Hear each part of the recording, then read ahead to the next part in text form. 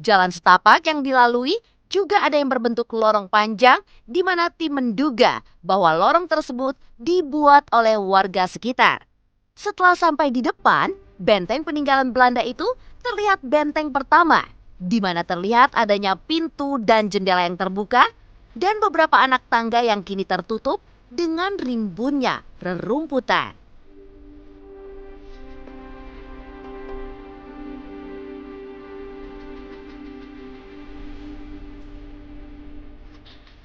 Setelah memasuki benteng pertama, hawa yang terasa memang cukup berbeda. Di mana hawa yang dirasakan cukup panas, berbeda dengan hawa di luar yang terasa begitu dingin. Bentuk benteng pun kini juga sudah berubah drastis, di mana dinding putih yang ada di dalam terlihat kotor dengan adanya banyak coretan-coretan yang sepertinya dilakukan oleh orang yang tidak bertanggung jawab. Di dalam bangunan tersebut memang terlihat begitu kecil, di mana hanya terlihat lorong yang menuju pintu samping kanan dan juga kiri dengan posisi jendela di tengahnya.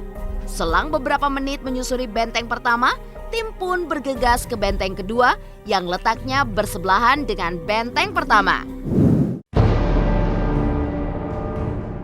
Sebelum memasuki benteng kedua, tim konon katanya merasa begitu takjub dengan keberadaan benteng Gunung Putri tersebut, di mana tepat di atas benteng rupanya ditumbuhi pohon-pohon yang cukup besar, di mana jika dilihat mempunyai umur yang cukup lama.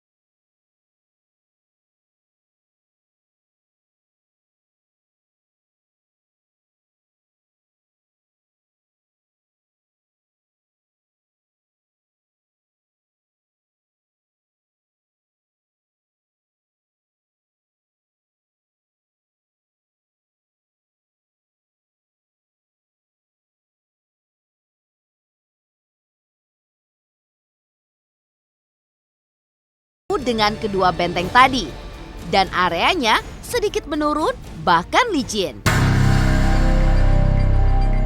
Rupanya benteng ketiga terlihat tidak jauh berbeda dengan benteng yang pertama, di mana dinding bercat warna putih yang masih utuh dengan banyaknya coretan-coretan di dindingnya. Meski begitu, tim justru merasakan hawa-hawa mistis, hingga tim pun ingin bergegas keluar lantaran batinnya mengatakan agar dirinya segera pergi dari tempat tersebut.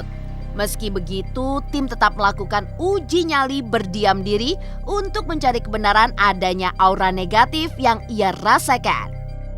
Namun, lantaran kondisi tim yang saat itu mulai melemah, tim pun bergegas keluar untuk mengakhiri eksplorasinya di benteng Gunung Putri itu.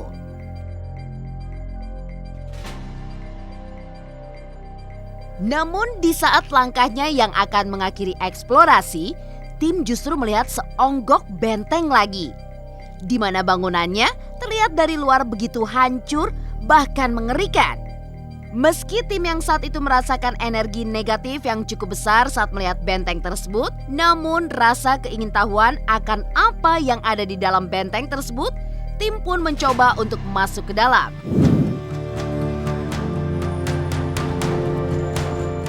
Dan benar saja, baru melangkahkan kakinya di ujung pintu masuk, hawa lembab ditambah bau menyengat dan juga bau amis langsung menghampiri tim pada saat itu. Dengan sadar diri pun, tim bergegas keluar dan secepatnya pergi meninggalkan benteng terakhir tersebut. Hingga akhirnya disimpulkan bahwa di antara keempat benteng yang berada di Gunung Putri itu, benteng keempatlah yang dirasa paling angker, yang seolah dihuni oleh banyaknya makhluk gaib yang entah seperti apa wujud dari sosoknya itu. Benteng Van den Bosch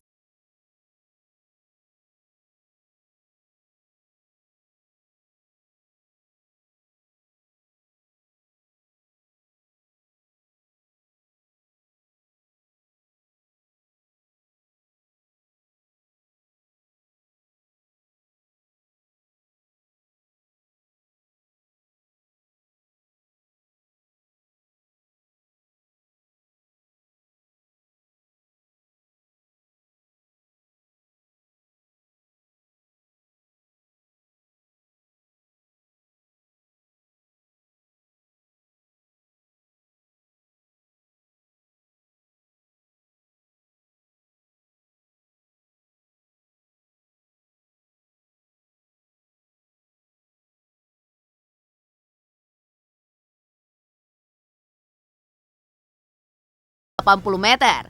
Pada abad 19, konon Ngawi menjadi salah satu pusat perdagangan dan pelayaran di Jawa Timur dan dijadikan salah satu pusat pertahanan Belanda di wilayah Madiun dan sekitarnya dalam Perang Diponegoro di tahun 1825 hingga 1830. Ketika memasuki benteng tersebut, beliau ketika dieksekusi tidak meninggal, hingga tentara Belanda pun akhirnya mengubur beliau dengan hidup-hidup. Namun serasa tak lepas dari sejarah, Benteng Van den Bosch kini disinyalir memiliki sejuta misteri.